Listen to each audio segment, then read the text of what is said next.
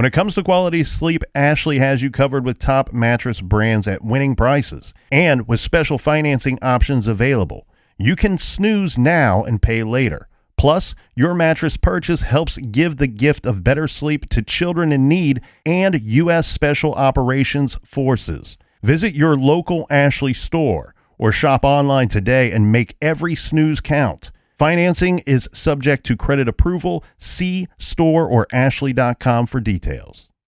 Dreaming of overseas adventures or connecting more deeply with family from afar? Rosetta Stone bridges the language gap. I've tried others, but Rosetta Stone's immersive lessons and voice feedback technology are game changers.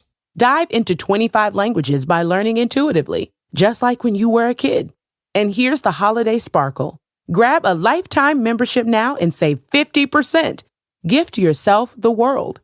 Head to rosettastone.com now and save 50%.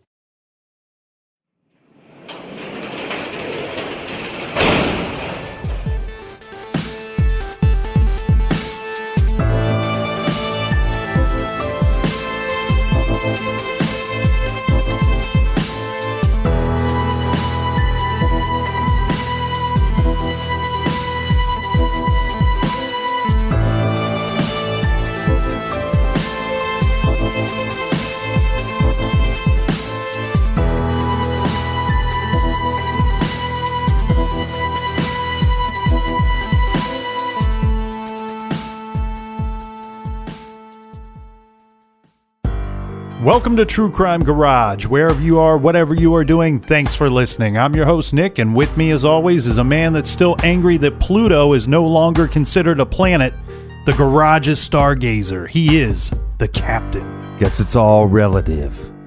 It's good to be seen, and it's good to see you all the way from the planet Pluto. Thanks for listening. Thanks for telling a friend.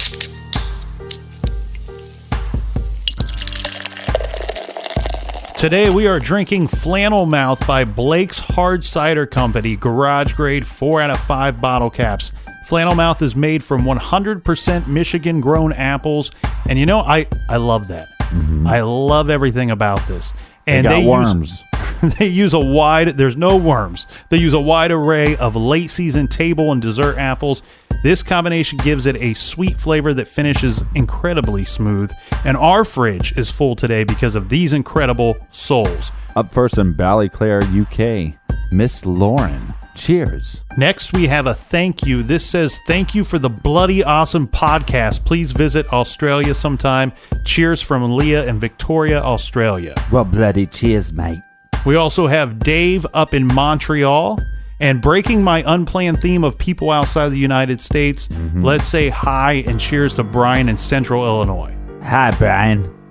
Next, we have a beer recommendation that says, try Left Hand Fade to Black. Much love from Stacy in Denver. I love left-hand beers. Ooh, and I have two thank yous here, Captain, saying the same thing. So these are two people saying that they have Mad Pod Captain crushes. This is Valerie in West Bend, Wisconsin, and Vanessa in Grove Heights, Minnesota. So I tell you what, if you haven't done so already and you have a captain crush, you need to go and show it by sporting a Team Captain tank top from the TrueCrimeGarage.com store page. And don't worry, we're working on Team Colonel tanks as we speak.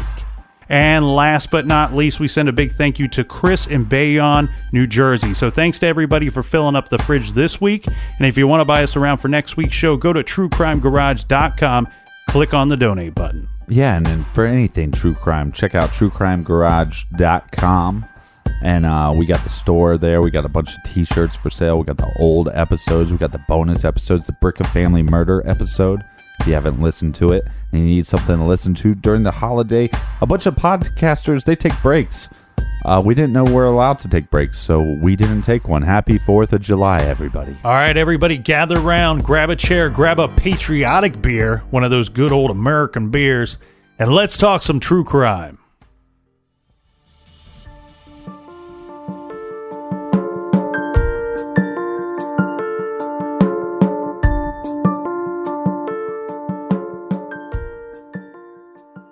All right, Captain, we have to dive right in because we are about waist deep in this whole Madeleine McCann disappearance and investigation.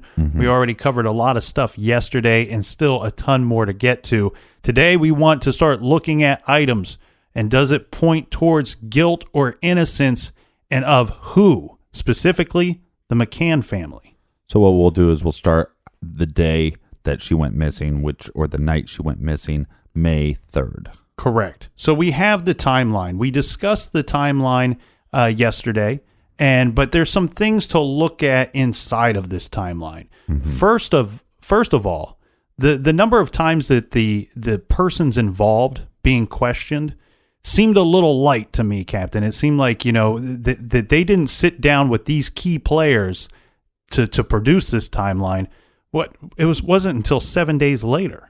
Yeah, so on May 3rd, they kind of got a rough idea of what happened, but I don't know if they actually jotted down these notes or not. They also talked to some of the individuals that worked at the hotel, but again, they were more focused on the search, which, makes sense at the time.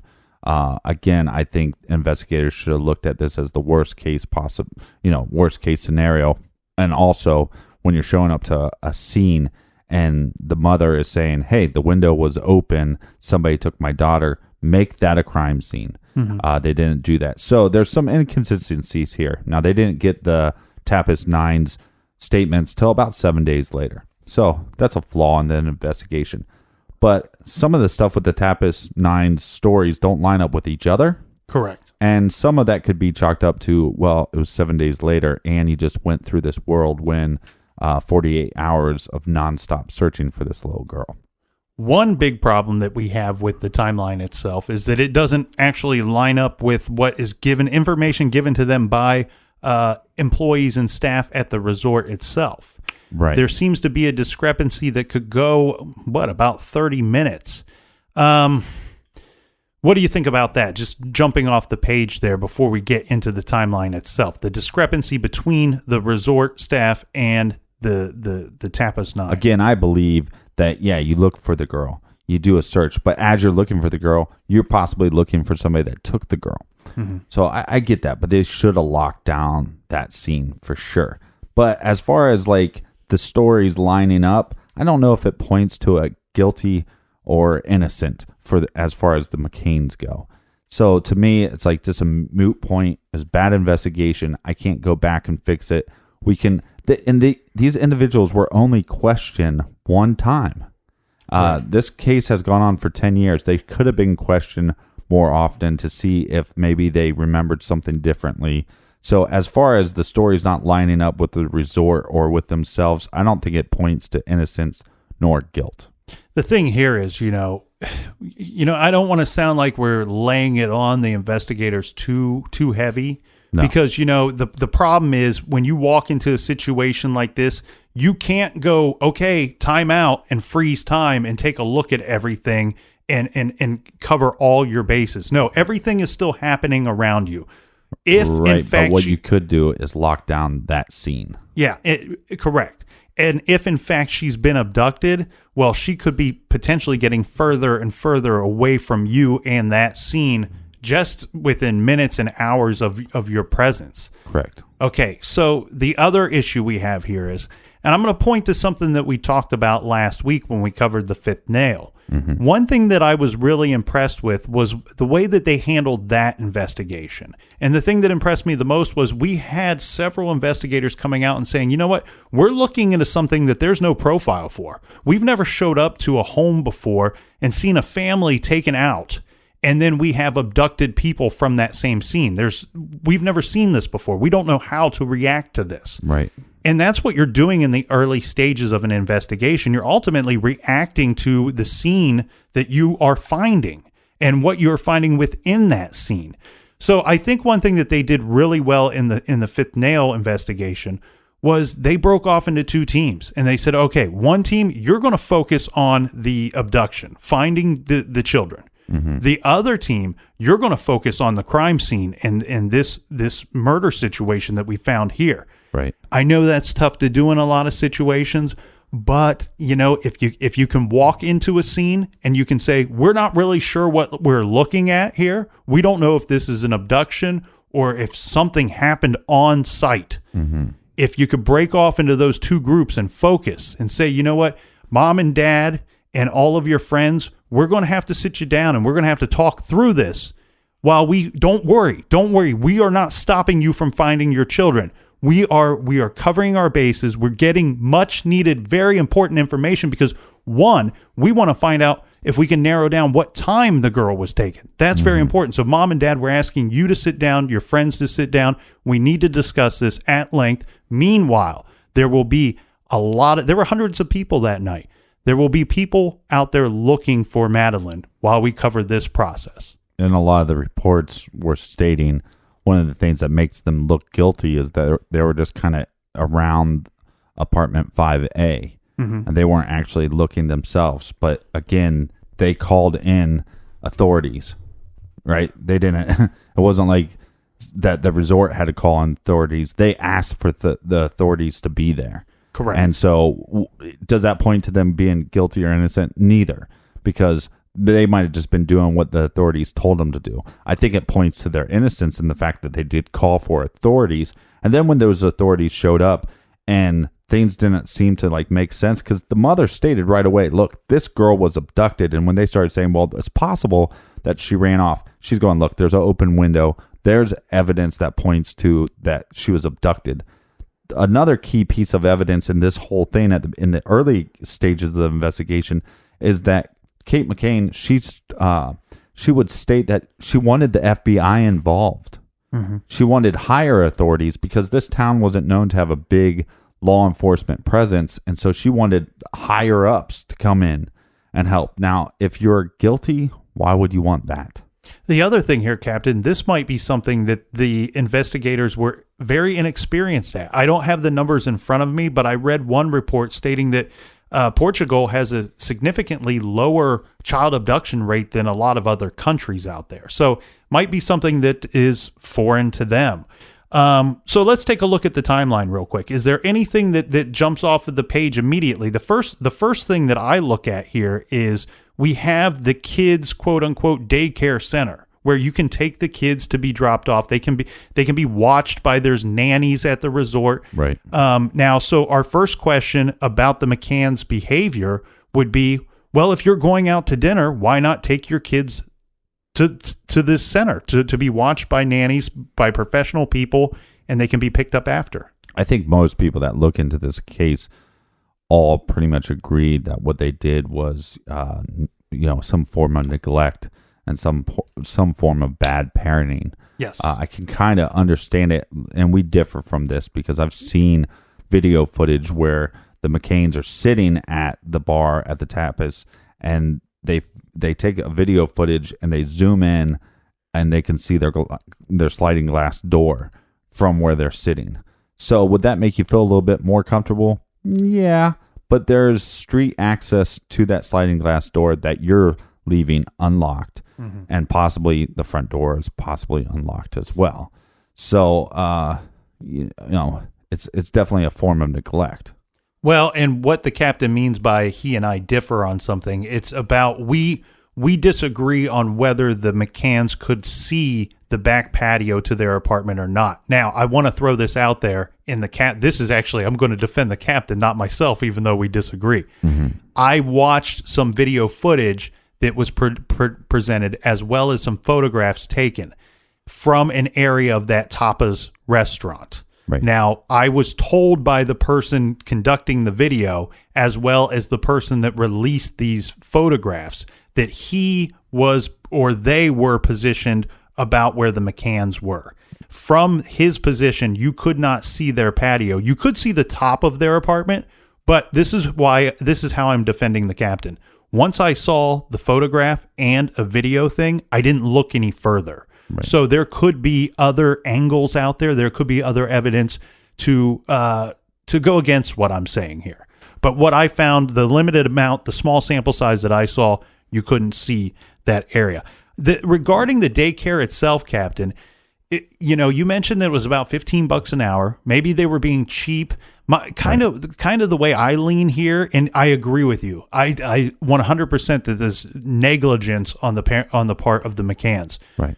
The thing here is, I question, did that daycare, did it close at like 9 p.m. and this would be after not a desirable time to return home? The other thought here is a lot of parents are big about keeping very small kids on a certain schedule, and they don't like to stray from that schedule too much. I wonder if it's because it's past their bedtime. They thought they could just simply put the kids to bed and come in and check on them from time to time. Right. A lot of that is neither here nor there because, we can't go back and change that. But the fact of the matter is, as far as behavior goes, there's nobody in the resort that ever said that Jerry or Kate McCann were acting strange in any way, nor did they say any of the Tapas 9 were acting strange. Mm-hmm. Now we also have the situation of the last photograph taken of Madeleine. This being where the parents say that the picture was taken at almost 2:30 p.m. Mm-hmm. The clock on the camera reads about 1:30 p.m. and the McCanns simply later state that the clock is off on the camera by 1 hour. Do you find any suspicious behavior here or anything that points towards this would showing some sign of guilt? I think it's one of those points that people bring up in this case, like it's a big deal. Because we were talking about this earlier. It's kind of like the Brandon Lawson case. You feel like if you can solve one line, that maybe you can solve the whole case. Right. And I think any big case like this, I mean, JonBenet Ramsey, Casey Anthony, there becomes these minute details. And if you can solve that, then you can solve the whole thing.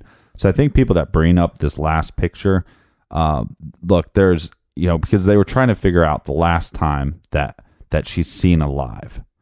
And so the reason why they're doing that is because they're trying to say, well, if we make this window bigger, right? Right. And she actually has a picture taken at 1:30 and not 2:30, that gives them less of a time for there to be an accident or for them to accidentally overdose her and then hide her body. Right. There's a couple problems with that. We have one of the Tapas 9 that claims that he saw her about 6:30, but there's also on record, I think like 5:30 that people from the resort saw her. Right. So again, this picture doesn't matter because we already have people seeing her afterwards. And that leads us to our next thing here. We have David Payne, who just after 6:30, he stops off at the tennis court. He talks to Jerry McCann for a second. Mm-hmm. And according to what report you hear, either Jerry asked David to go check on Kate and the children at their apartment in 5A, or David asked him, oh, where's Kate and the kids? And then decides to go up there. It doesn't matter who asked who what, in my opinion. But like the captain said, we have David Payne saying that he sees Madeleine during this time. One thing that has fallen into question, the lead investigator on this early in the investigation, who has, I should point out, has been removed as far as being the lead investigator in this. Mm-hmm. He points out a major inconsistency here. He states that he has some reports from the Tapas 9 stating that David Payne was at the McCann apartment for close to 30 minutes, where you have Kate McCann stating he was there for more like 30 seconds or 1 minute. He's there for a very brief time period. Again, a lot of these details that they're asking him about come 7 days later after 48 hours of crazy, is that even a word? Crazily, that's a word. I'm going to stick with that. Crazily looking for this 3-year-old child. That's on the vocab test and the computer. Yeah, and pewter land. Sorry about that, but the thing here is, it's 4th of July. We're a little loose. Sorry. I think to me, this does matter because after this guy leaves, after David Payne leaves, well, we only have the McCanns after that saying that Madeleine's okay and that she's at the apartment. So to me, this 30 seconds to 30 minutes does matter. The problem I have here is why can't you just tell me that, there should be a way to figure this out. If you have multiple people saying one story is true compared to the other, then you would likely believe that story A is more believable because you have other accounts of that same. Well, again, okay, here's why it doesn't matter that much. One, you should question them again, but they didn't. They should have questioned him multiple times. They should have questioned him that night. They should have questioned him the next day. They should have 7 days of stories. Mm-hmm. And then look, some of that stuff is going to change, but all that changes, the time window is by 30 minutes. So it either goes from maybe 4 hours to 3 hours. I know I just said 30 minutes, but it doesn't change it that much. I mean, we're talking about maybe he sees them at 6:30, maybe he stays till 7. So then the police are called about 10 o'clock. Right. So you got a 3 hour window that something happened, and then you're going to have to hide this body. Now, mind you, that at 6:30 when he's talking with Jerry McCann, he has an hour-long tennis lesson. So he's not even getting back to the room for another hour. Right. So his tennis lesson would have started at 6 and it would have finished at 7. So he would have been returning, depending on whose story you believe, he would be returning right around the time that David Payne would be leaving, if in fact David Payne was there for approximately 30 minutes. Right. And does this matter? Maybe it matters because it changes as far as the timeline goes, but it doesn't point either innocence or guilt towards the McCanns. So we have a situation here, Captain, where we have Jerry and Kate McCann. They're arriving at the Tapas restaurant at approximately 8:35. It says that they are the first couple of the group to arrive. And now we know that all of these group members are leaving children behind in their rooms and checking on them periodically. Now, I've heard, usually when I've talked about this case with friends and whoever in the past, because this case has been so popular, it's not the first. Friends? It's not the first time that it's been, brought up as far as over drinks. Right. But the question I first hear people say, not asking me indirectly, just asking everybody, is who goes out to dinner and leaves their kids at home? Well, in this situation, all of them did. Every parent in the group did. The only person there without children was a grandmother. Well, and mind you, that if you have a sick feeling about this to make you feel a little more sick, they did this. This is the 6th day of doing this. Right? The 6th night of doing it. There's conflicting stories of that, but this was not 5 nights. Yeah, this was definitely not the first time. At the very least, it was the 4th or 5th time that they had done it on the trip. It sounds like it's very possible they did this every night, that it was a very routine trip, that they dropped the kids off at the daycare during the day, went out, did some things, spent time with the family afterwards, and then it's kids go to bed, parents go down to the Tapas bar and restaurant to eat and drink. Right. Now, but hear me out on this, though. I mean, think about somebody that had, decent house, right? You've been to a buddy's, they got a decent house, they got a pool. And I was just hanging out with my buddy the other week. So he has a nice house, sliding glass doors, opens up to the pool. On the other side of the pool is a little bar area, I don't know what you want to call it. It's basically like a little shack that he made, right? Now, if it was at somebody's home, same distance, 50 meters, nobody would bat an eye. They'd say, oh, yeah, they're out by their pool bar drinking, and the back door wasn't locked because they could see it, and the front door, we're assuming, is locked. And then the kid goes missing. I'm batting an eye just because of the children's age. I think it's a little young. It's a little early for that. But I'm not going to tell anybody how to raise their kids. I'm just saying I wouldn't have done it. Well, and I believe one of the groups, they actually had, now not the McCanns, but one of the other sets of parents had actually a baby monitor. So, look, I think it's definitely, a form of neglect. And if the McCanns could go back and do it all over again, do you think they would do that? Heck no. Here's where we have our first problem, in my opinion. Those are all been items that have been discussed and really been debated to the end. Right. So far, I don't see anything pointing in the direction of guilt or not guilty. Here's where we have our first problem, in my opinion. 9:05. Jerry McCann returns to the apartment. I said during our timeline yesterday that he returned to the apartment through the unlocked patio door to check on the children. Now, the big problem here is that this story has changed.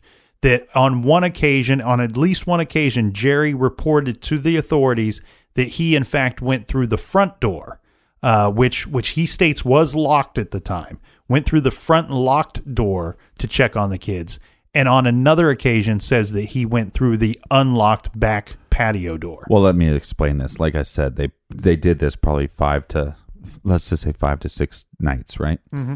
So the first couple nights, what they did was people would take turns checking on each other's kids, but they all locked their doors. And so they had to have the keys to get into the doors, right? So when you're asking somebody 7 days later, he's not remembering one night. He's remembering multiple nights.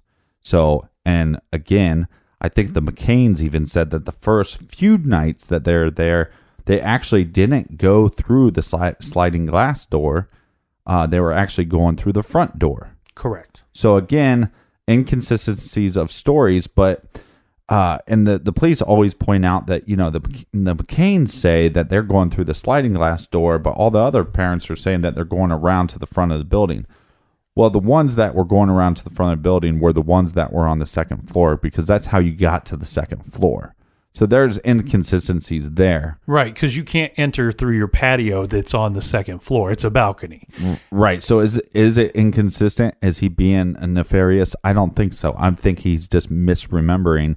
But when it comes down to it, what it comes down to is what he says when he opens up the door. You know, the door was open up a little bit. He looks in, he sees the twins, but he can't necessarily see Madeleine. Well, that's only possible if you're coming through the back of the room and not through the front door, because if you open up that front door, you would have saw her first. Well, because she would be the first person in sight, the eyesight line. The thing here is, Captain, we have an issue. Because one would ask, well, why would you stray from going through the front door? Well, and then change to the back door. The thing here is it's a longer route, you know, and they said that they were worried about noise, about waking the children. That could be it, but it's also a longer route. If you look at the route taken to enter the patio compared to the front door, you almost feel like with the front door, you almost feel like you're walking out of the resort, leaving the resort. You're beyond the wall. You're now traveling along the street to get up to that front door. Where if you are going through the patio, you pretty much feel like you're staying within the walls of the resort. And it's almost about half the trip when you break down the time to get from, you know, comparing the two. The patio is about half the trip. Well, right. And if you go through the back door, the back sliding glass door, you just have to peek in to the room. If you go in the front door, you have to actually go through that room so you can take a leak or whatever. Jerry says that when he's in there, he sees that the door is now open quite a bit more than what he thought that they had left it when they went to dinner. Mm-hmm. The other thing here, too, is he would later report, you know, that he believed that he felt some kind of presence. Looking back, he says he felt some kind of presence in the apartment. I believe he did. Yeah. The thing here is, well, what about the window? And I know we kind of come to that at the end of their timeline, but this is something we should keep an eye on and monitor as we go through the timeline, right? Because right now, Jerry's not reporting the window being open. Right. Right now, Jerry's not reporting that the door to the bedroom blows shut because he created some kind of draft, depending on which way he entered the apartment. Okay, well, the window to the wall. Let's get into the window right after this quick beer break.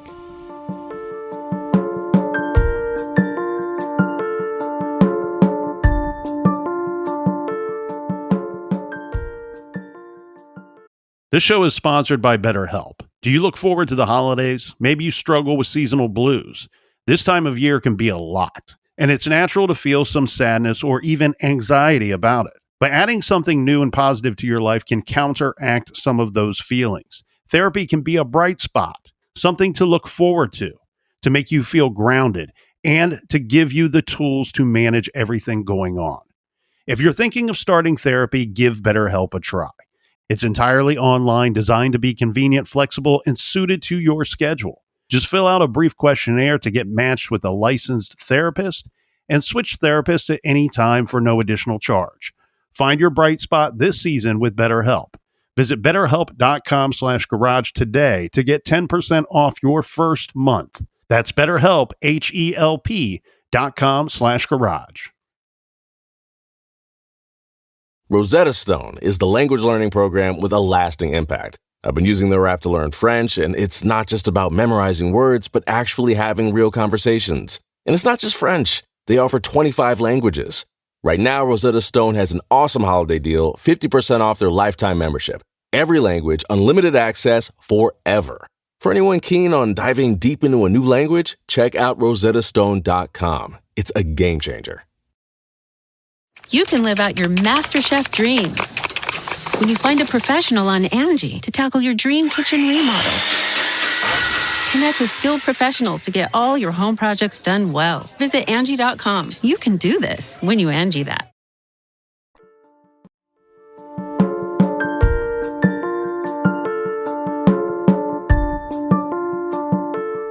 All right.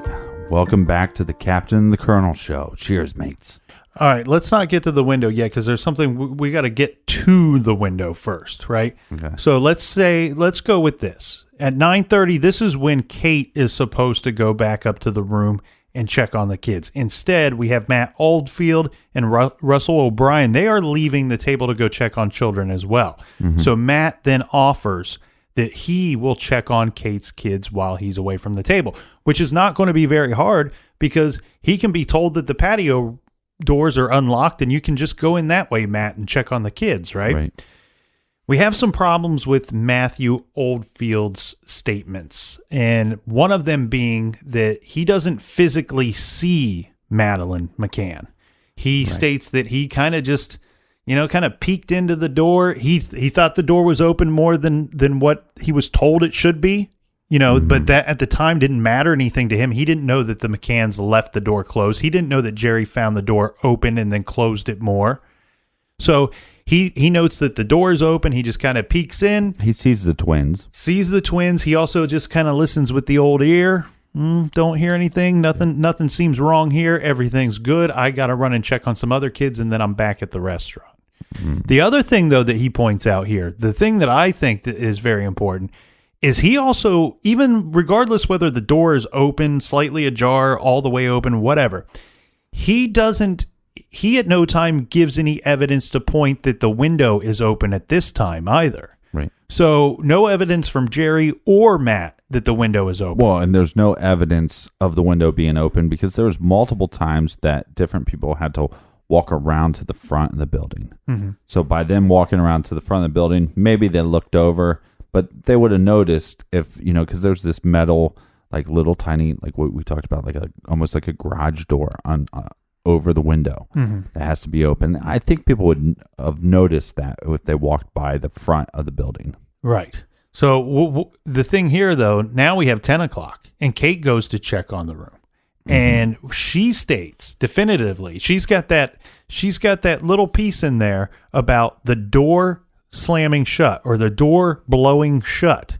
And I'm assuming that it's because the window is open and she's created some kind of draft by opening up the patio doors or whatever, creating a draft, causing the door to shut. We've all experienced that before. Well, right. And look, to be fair to these parents, I mean, look, anytime that you'd have to check on kids, my stepsons used to sleep upstairs by my room. If I would go to the bathroom upstairs, maybe I would peek in. Maybe I wouldn't see both of them, but I kind of listen in, so that's not uncommon, And so I assume this is why it's a big deal about the door moving.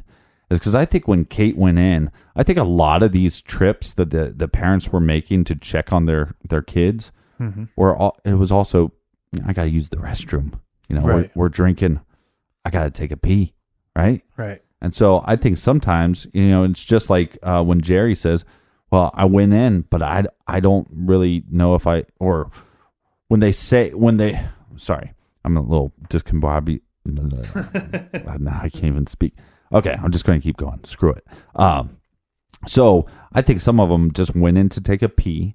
And then they're going to listen, right? And I think this time, this is why it startled her, is because I think she wasn't really going to check in on them. I think she's just going to take a leak. right? Right. Or give a listen or walk by the door. Right, and that would suffice, but then all of a sudden the bedroom door shuts. Mm-hmm. And then she's like, "Oh, what's up with that?" So she opens up the door and notices the window's open. Right. So, let's not give our opinion yet on this situation, right? Because I want to move on to the next thing. She then flees. After looking around the apartment looking for Madeleine. She then leaves the apartment, running back to the restaurant to say that. And there's some different accounts of what she said, but the one that is repeated every single time is that she says that they have taken her, or she's basically stating that she's been abducted. Madeleine's been abducted. So now that, to me, I've never liked that statement. I always thought that was a strange thing for her to say. And you and I have had this conversation before, and you point out a very good thing there, where you say, well, it's only strange, Nick, to say that until you're the parent and you've seen the window wide open in the same room where your daughter was once sleeping. Mm-hmm. So I get that. I'm on your side with that.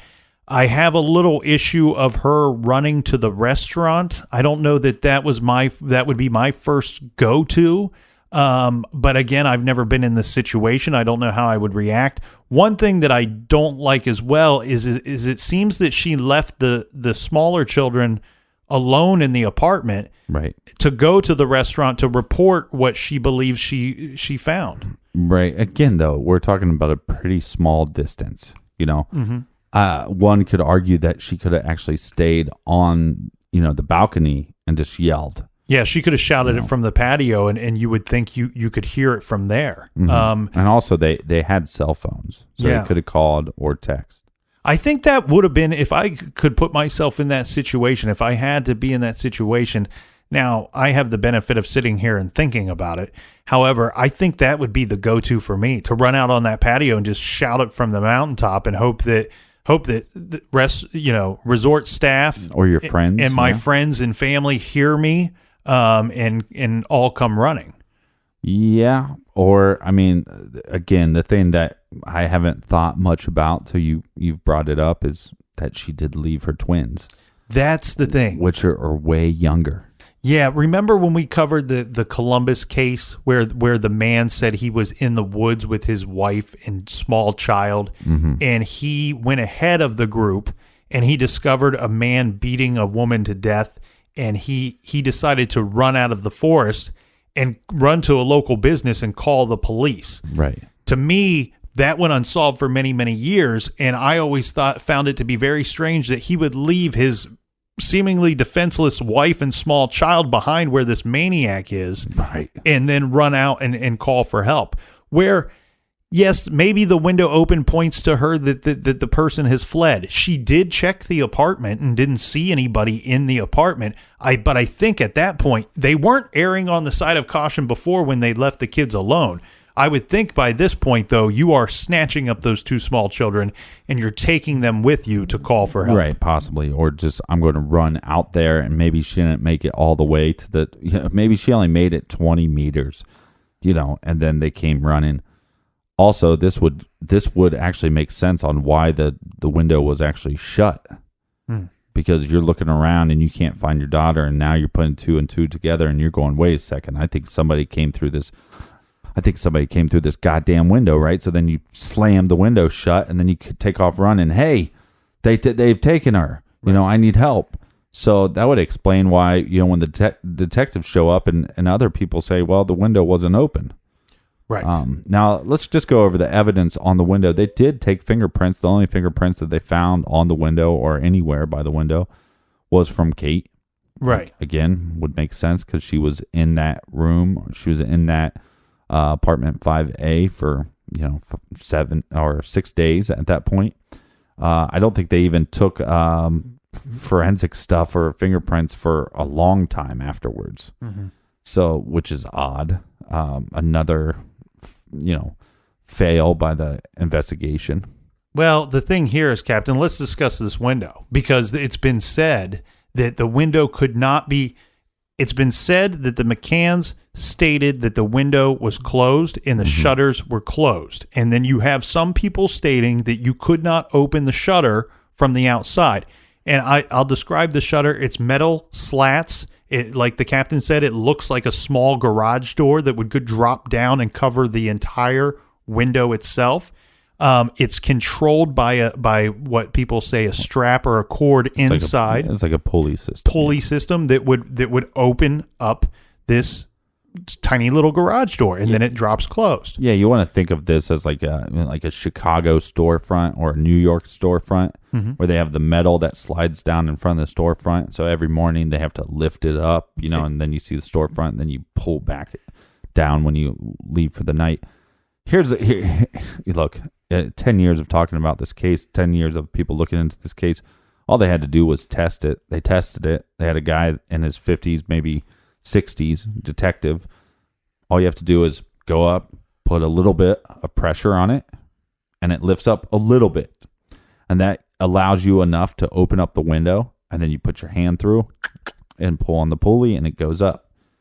Look, yeah, but I've seen it on video. But for this to work, a couple things have to happen.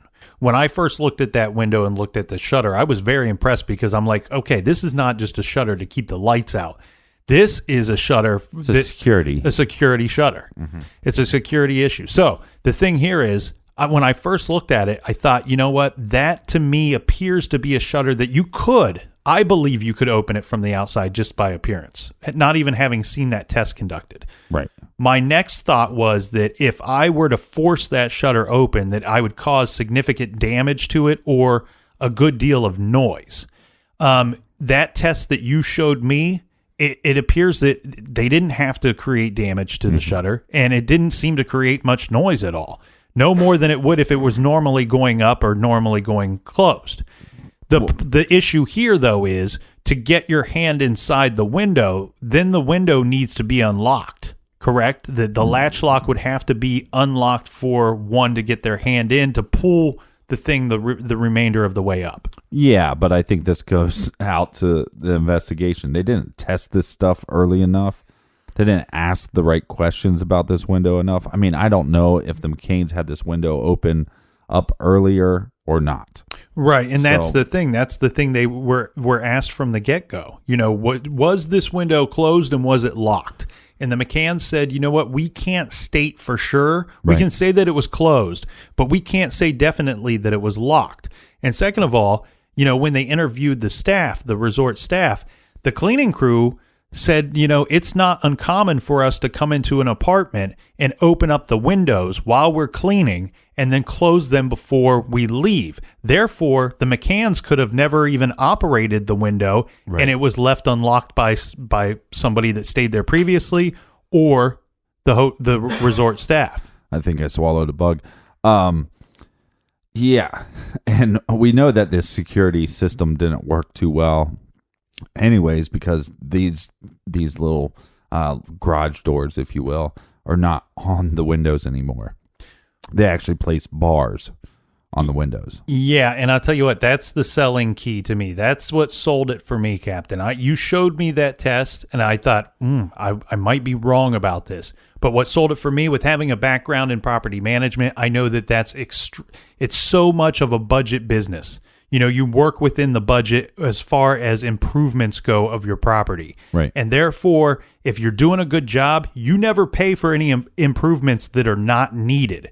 So by the resort placing bars over this window, that tells me that the people that own the property, that run the property and operate it, they believe that you can open up those shutters and those windows from the outside. And I just think with all, like I said, all the evidence and the little tiny details of her stating that the door's shut, which, you'd think that her coming in the back door would create some kind of vacuum or something, or some kind of current to make the door shut. So with those little details, to me, that points to them being innocent and that this was an abduction. Yeah, I'm with you. The things regarding the window points to stranger abduction to me. But I'm going to back that up by saying that Kate's behavior during that period points to to them being guilty, to strange. I find her behavior to be strange. So by this point, up until 10 o'clock, your kid was just abducted. I understand that, but up until 10 o'clock, I have nothing pointing me in the direction of guilty or not guilty. Now we're sitting here at 10 o'clock, 10:30, and I've got one strike for guilty and one for not guilty. It seems like with all these big cases, you know, in the true crime world, there's always like one little thing about each case. Mm-hmm. You know, like you take West Memphis 3, for example. I have a hard time getting around the fact that there's an eyewitness that says Damien Eccles and his girlfriend were coming out of the woods that night. Hard time getting around that. Mm-hmm. Doesn't mean that I think he's guilty, but I have a hard time getting around that. Now, with this case, we got these cadaver dogs. We got these blood-sniffing dogs. I have a hard time getting around some of this. Yeah, these are like specialty dogs. And I say that because they have their own unique specialty that they do. So we have two dogs, right? We have Eddie. He's the cadaver dog. He's the one that can locate human remains, and it's just human remains. It's not, you know, animal carcasses or anything like that. Then we have Keela. She's the blood dog, and the way that I've heard it described and read it in reports is that she can detect the smallest amount of blood in different locations. Now, how do these two dogs? Not only do they have their specialties that they're good at, right, but they also have an extremely good track record. And I think it's something like over 200 cases where these dogs have been right. Well, how do they prove that the dog is right? Well, the dog, whether it be the cadaver dog or the blood dog, hits and alerts the handler that there's a cadaver or blood there. Later, even if they can't see the blood, they can test for it and they can find traces of blood there, thus backing up that these dogs have a good track record. Right, but that's also like saying, you know, LeBron James is the best because he's won 200 basketball games. Well, how many did he lose? You know what I mean? Right. Nobody's perfect. Nobody's even stating how many they've been wrong on. That's true. I can't find anywhere. But so here's what happens is a long time afterwards, over 70 days, right? Yeah, so this would be in July. And remember, she went missing in early May. Mm-hmm. And so they bring in these dogs, and they're going to go through apartment 5A. Yeah. And amongst other places, they're going to venture down to the beach and throughout the resort. But the troubles for the McCanns start in the apartment. Yeah, because what happens here is, and you can watch these videotapes yourself on YouTube, but every now and then it seems like the dog handler makes like a little, you know, arm motion, and then the dogs start barking about something, and the dogs end up barking by the in the family room, by the couch, right, and then somewhere in the bedroom. So, well, let me describe these two dogs for you, because not only do they have their specific job duties, but they have different ways of alerting. So the way that I understand it, Eddie, remember, he's the cadaver dog. He is trained to only bark when he believes he's detecting a cadaver, human remains. But he will get to a spot that he thinks that he's detecting that, and he's just going to go bark. But he's going to rap, rap, rap, rap, rap. Now the other dog has That's not how dogs sound. Has a different method. Mm-hmm. Okay, Keela, when she believes that she's detected blood, she will do what I believe is called a silent alert, where she will put her nose or her face on it in the direction of what she believes that she's detected. So we have two different behaviors by these dogs. Now, I will say I watched the video footage from this, and I was I was a little confused.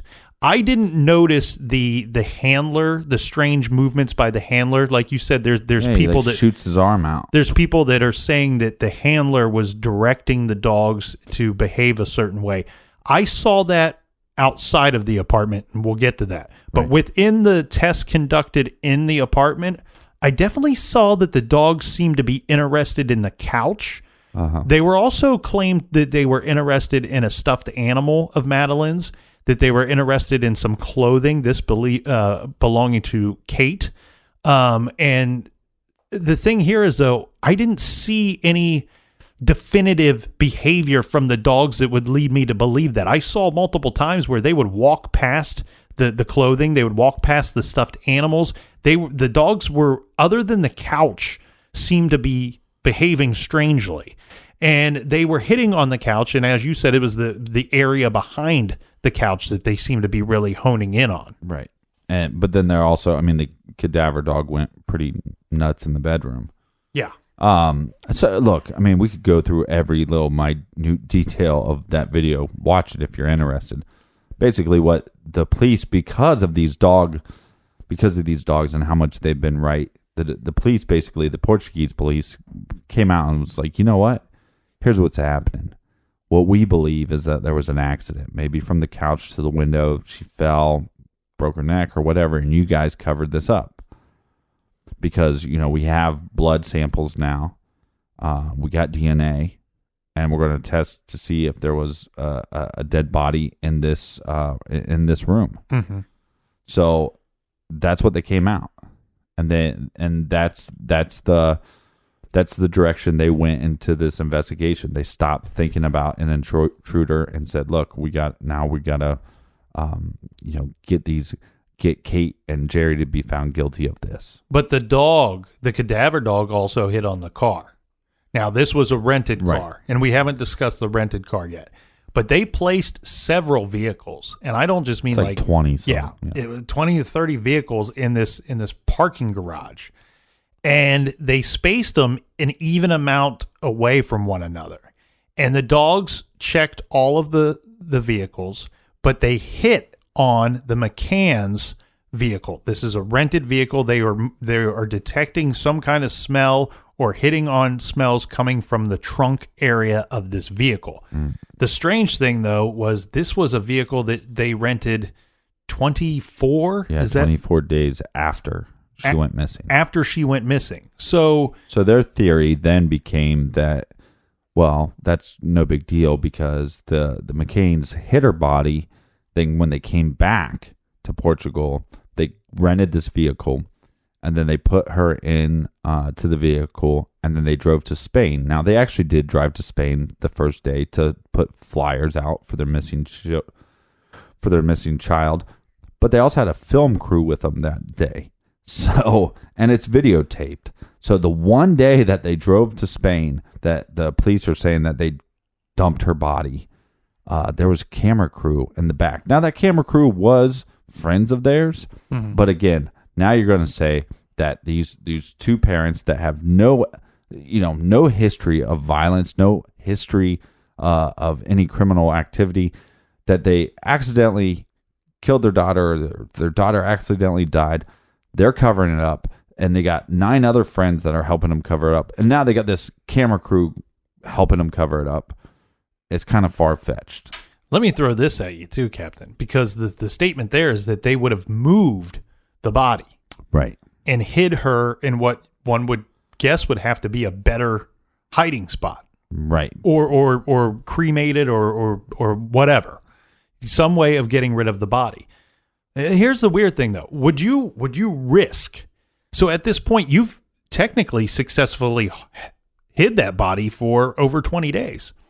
Would you risk being detected moving the body after you've successfully hid it for over 20 days, unless you hid it in a manner that would be incriminating to yourself? It just makes no damn sense. It's very questionable. Now here's what happened, because got to move this along a little bit, right? No. So what happened then is the Portuguese police then bring Kate in for questioning. Right. We're going to get back to the DNA results and all that stuff of what the dogs found. But they bring her in for questioning. She goes in about like 4 o'clock, 5 o'clock. She's there till like 1 a.m., right? Mm-hmm. They basically offer her a deal. And the deal is, we think, we lay it out. We think that it was an accidental death. We think you guys covered it up. We think that you were involved. We think that your husband was involved. Maybe somebody else, but we're just going to pin it on you two. But we understand that you have young twins. We understand that your husband is a physician. He makes a bunch of money. So what we'll do is we'll just charge you with it. and we're going to give you a plea deal for 2 years. You got to spend 2 years in jail. Now, all I'm saying is you're offered 2 years. You probably feel guilty anyways. And why would you do this? Why would you cover up your daughter's death? I don't know.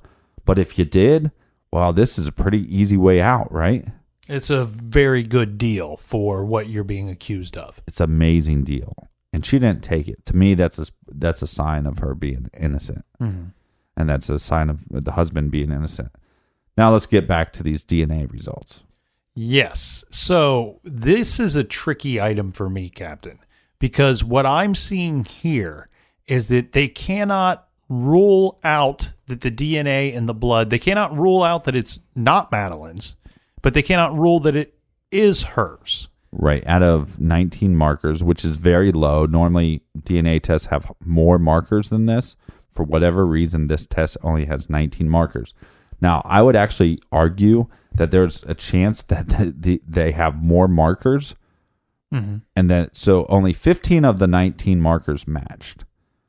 So that doesn't rule out that it couldn't be Jerry's blood or it could be Kate's blood either. Right. Because they make up the DNA of their daughter as well. But it also sounds like they couldn't rule out maybe even a stranger in this situation. We can not say that it's hers. We cannot say that it's not hers. Right, but then there was arguments too that they feel like some of the blood samples were of a male. Right. And obviously she's a 3-year-old girl. So these tests are so weird to me, and I wish there was. I looked for more stuff. I couldn't find. Well, what I was interested too, and I was hearing on some other show where they were talking about that there was definitive proof that there was a dead body in apartment 5A. Well, definitive proof other than what? The dogs? Right. That's my problem. And that seems like a bold statement to make when you're hearing this information secondhand and all you have is a dog that.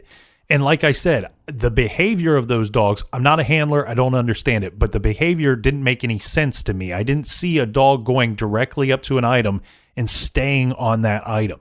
Right. Yeah. So, and who knows? But at the end of the day, the only thing I could find that, showed proof that there might have been a dead body in apartment 5A would have been the dog's reactions. But as far as like some test goes, I haven't seen it. So again, this DNA evidence doesn't prove to innocence or guilt. Correct. All right. So we've talked about the McCanns quite a bit. Now, we also didn't fully clear the potential situation of a stranger abduction, right? We talked about that a lot, but let's get back into that because as of recent, there's been some more developments as far as that being a likely possibility. Mm-hmm. The first is being a man by the name of David Reed. Who is he? Well, he's a convicted British sex offender. He moved to the area to where Madeleine McCann went missing in 2004. This was after being released from prison for sexually abusing young girls. Mm-hmm. He was living approximately 30 miles from where Madeleine was staying with her family, this in 2007. The other thing that the authorities are looking at is a certain behavior that was going on. So from 2004 to 2006, we're going to have to extend this area out. I'm going to say in the area, but we're talking about a large area here. Right. Okay. 30, 40 miles. Yeah. So there's 12 break-ins, and these are all break-ins to people staying there on vacation. During these break-ins, whomever is doing this, they are sexually assaulting girls that are of the ages between 7 and 12. Mm-hmm. Now, I want to be clear here. David Reed is a suspect in at least one of those break-ins, maybe a suspect in all 12 break-ins. We're discussing an area that is so large, in fact, that authorities, it took them years to realize that there's a potential that these are actually linked together. Right. Now, as far as this investigation goes, yes, that behavior would fall into somebody that might go into the apartment and abduct Madeleine McCann. That certainly follows that behavior. People breaking into different vacation homes. Right. The problem here, though, Captain, is in those 12 incidences that we have, the authorities are stating that they have 38 persons of interest in those cases. And he's just only one of them, one of 38. Well, and also David Reed is deceased. Yeah, he passed away in 2013, and they believe that he moved there in 2004 because at the time Portugal had no sex offender registry. Yes, and also a couple other things is not only was he maybe involved in these break-ins and these sexual attacks, but there was also some other claims once he started becoming known in the community and people started saying, hey, you got to look into this guy. Some girls came forward and made some claims. Now, those charges were never pressed, so technically innocent until proven guilty. But this guy was traveling, like he would sing and play guitar in bands. Yep. I know of at least one confirmed where because of these attacks, he was attacked himself while he was playing. Oh, really? Like they went, we know what this guy is. He's a pedophile. He's committed crimes. He has some allegations against him. He might be creating more crimes. And they pummeled him right in front of everybody. So does he match any of the descriptions? Pseudo. Right, but as we mentioned, there's a lot of people that would match some of those descriptions, and I actually, in my opinion, he's not as close as some of the he's not as close as Jerry McCann, in my opinion. Very true. But yeah, he vaguely matches the description. Yeah. So one of the other theories about this was not that it was an abduction, but it was actually a burglary that went bad. Yeah, so this has come about, just in the last year and a half, where Scotland Yard, they're saying that they are looking for possible links to burglaries and bogus charity collectors in the area at the time. They have released 2 of these e-fit images of Portuguese men that they would like to identify. There were 4 separate sightings of charity collectors on the afternoon of May 3rd at Praia de Luz, where she was taken from. One man approached a property near the Ocean Club at about 4 p.m. in that afternoon. Police say there was also a very large increase in the number of burglaries in the area between January and May back in 2007. And one possible scenario, like the captain pointed out, was that Madeleine, not assuming that nobody would be in this apartment, that it was going to be broken into, they were going to steal valuables, and that Madeleine had disturbed a burglar. Right, but you're going in to grab a TV and, oops, I got a kid. Oh, come on, give me a break. This is the dumbest idea this is dumber than most of my ideas. I do want to stay on this for a minute. So these collectors, these charity, quote unquote, charity collectors that they're looking for, how did this come about? Why did they stand out so much? Well, these were people that were walking around and collecting money for different organizations. But one thing that they were collecting for was orphanages. And how did they know that these are fake charity collectors? Because when they would engage in conversation with these people that they're trying to get money from, they would say, oh, I'm collecting for this orphanage in this city. Well, the police are like, that's your report to me? Are you sure that's what he said? Because there's no orphanage in that city. Right. So they learned that these are con artists, and they don't know. They believe that there's a link between these fake charity guys and the increase in the burglaries in the area at the time. Yeah, because the idea would be, well, let's go in with the charity, and even if we don't get any money, that we get information. And if we get some information, we can go back. Yeah, when we say that there is an increase in burglaries in the area, we mean like within blocks in the resort, within blocks of the resort. I think there was in that 3 immediate within area. Right, there was 3 within 17 days of her going missing. Correct. And there was a break-in, like I think 7 days before. They're in 5A, right above them. So, but again, the resort they don't want to tell you this, and then the resort doesn't want to tell you, oh, by the way, we were telling authorities, hey, we need to stop this because this is bad for business and this is going to get out. So I guarantee you, they didn't tell the McCanns, hey, you might want to make sure everything's locked. Like that's no excuse. You shouldn't leave your kids alone like that. But if you would have heard about these things, maybe you would be a little more on high alert. But they don't want to alert you about it because it's bad for business. And then the cops don't want to bring this up because it's bad for business. So you got these cops pointing the finger at the parents of a girl that went missing when they know that there's been more break-ins in that area in the last 17 days. Mm-hmm. That brings up the question of motive, Captain, right? Because we're talking about, I'm with you. As far as we're talking about a burglary gone bad. Of course you're here with me. I'm stuck with you. We're in the garage. We're talking about a burglary gone bad. So I break into a place. I'm looking for cash and jewelry. This is something that I've done multiple times, right? Because of course. I do it all the time, every weekend. How do you think we got these new mics? I get inside and I'm startled by the presence of a little girl who might even be too young to identify me, seeing that she does not know who I am. And you don't know if she knows karate or anything. So I'm going to abduct that girl as a, you know what, maybe this kid is more valuable than what I came in here looking for. Or maybe I'm going to abduct her because she saw me. I think this is a jump. This is a bit of this doesn't it feel like they're reaching here, Captain, where they're like, you know what, we see this uptick in burglaries, and maybe it's no coincidence that this happened at the same time that a small girl was stolen from an apartment. And what's weird is this is the theory that's coming from the Scotland Yard police, so it has nothing to do with the Portuguese police. If it had something to do with the Portuguese police, I would say, well, this makes sense because they don't want you to fear for abduction. They don't want to fear for sex trafficking. They want you to fear just a break-in. Mm-hmm. It's a break-in gone bad. But it's weird that it comes from the Scotland Yard police. I think this is stupid. The motive is purely it's sexual or to sell into sex trafficking.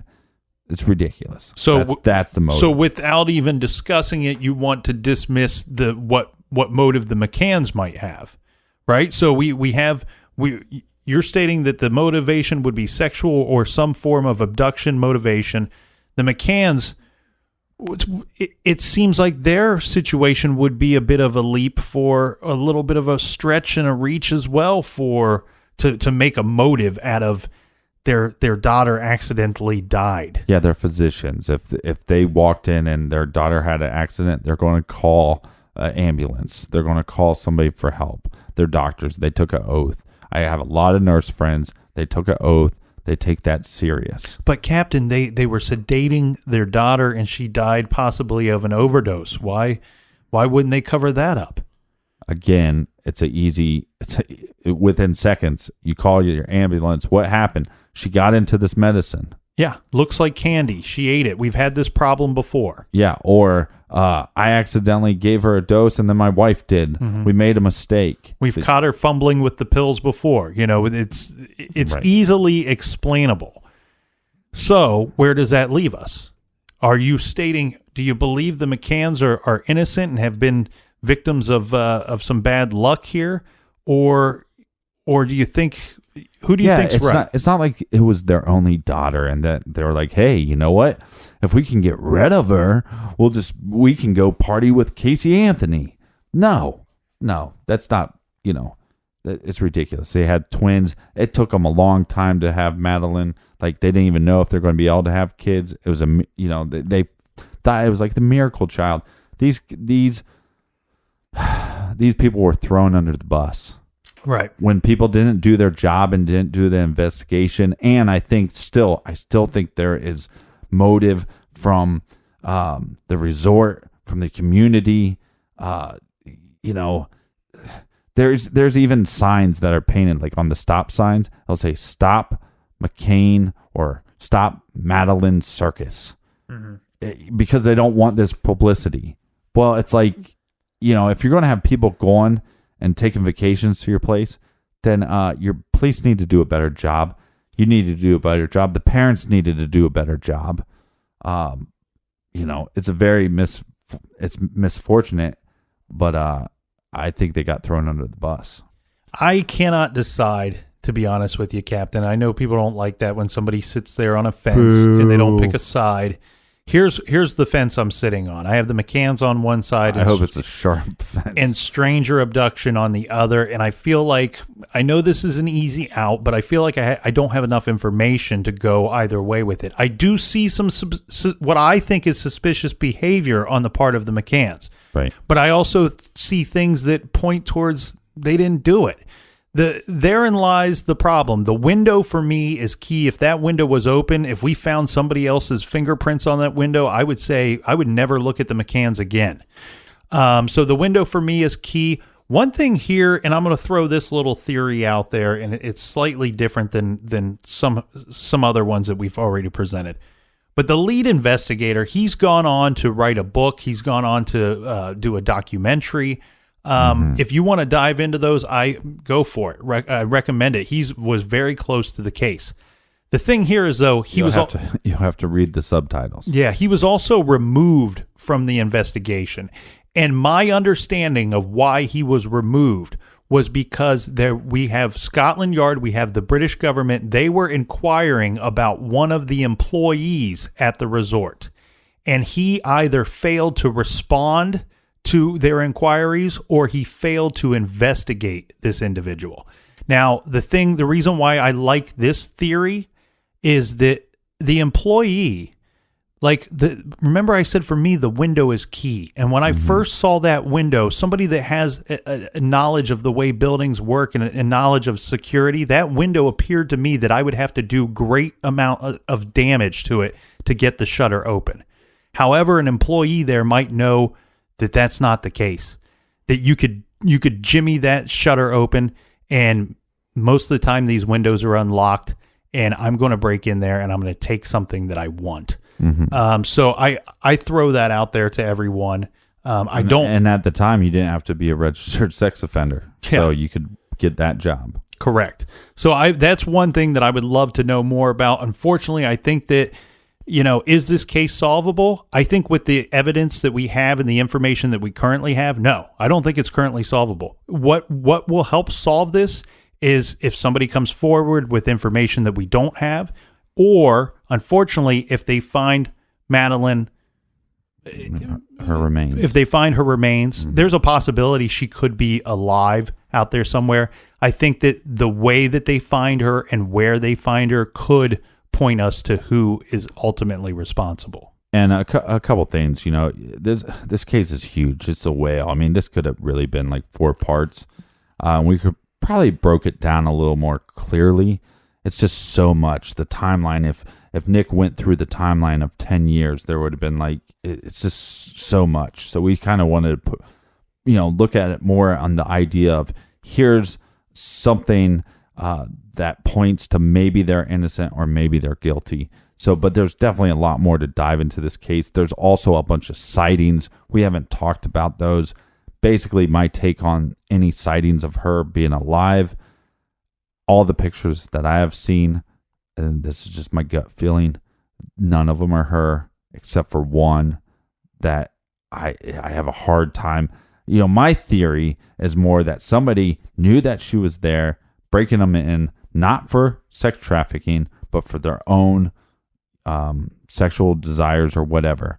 And then when the media storm got too big, he had to get rid of the body. He had to get rid of the girl. That's my gut feeling. But when I see this surveillance picture of her in a convenience store, to me, my gut is telling me it is her.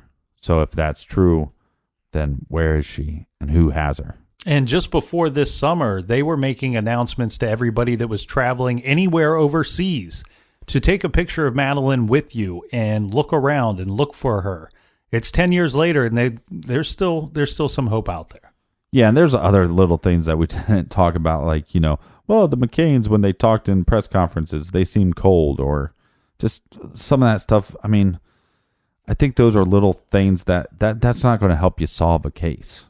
Maybe it puts a little sand on the mountain, but you really need to get to the meat and the potatoes. Well, this was certainly a heavily requested case, and I want to thank everybody for requesting it. Well, it actually was our number one requested show in the last couple months, really.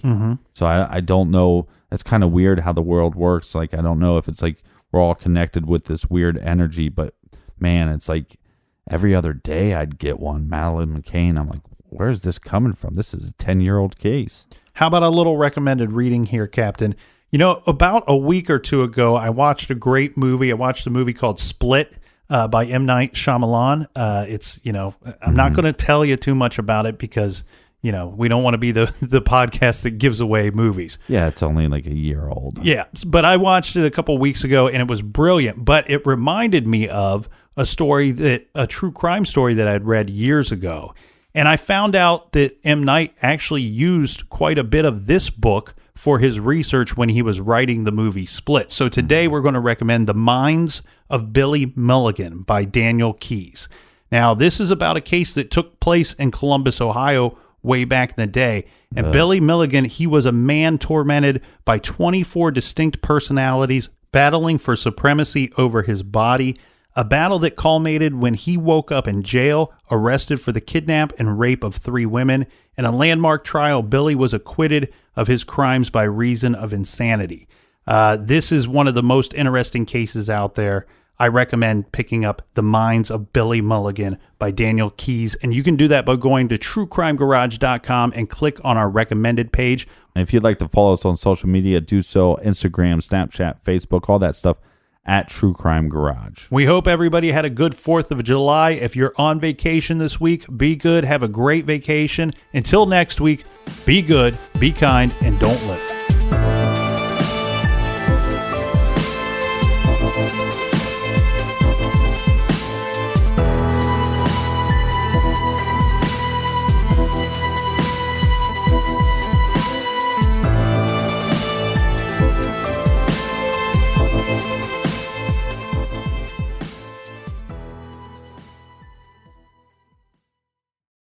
You can live out your MasterChef dreams when you find a professional on Angie to tackle your dream kitchen remodel. Connect with skilled professionals to get all your home projects done well. Visit Angie.com. You can do this when you Angie that.